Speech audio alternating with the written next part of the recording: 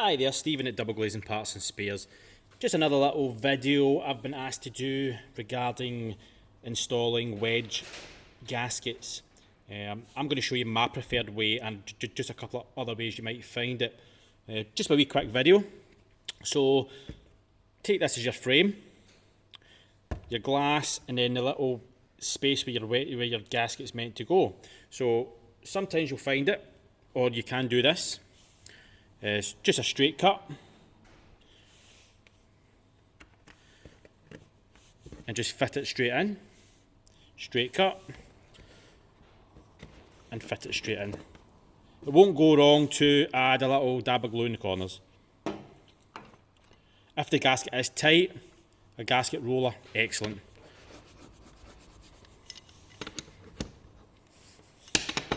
And then you get quite a nice wee finish in there as well. Another way is to mitre your corners. Again, I would put a little dab of glue and then into the corner it goes.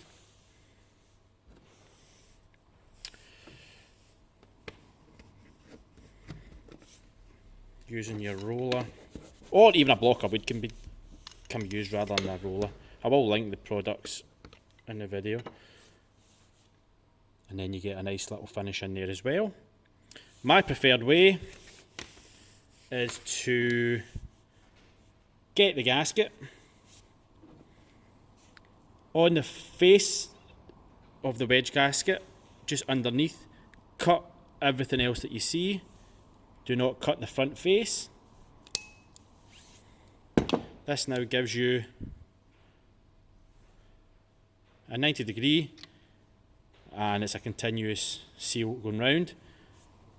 Dab of super glue each little bit, work it into the corner.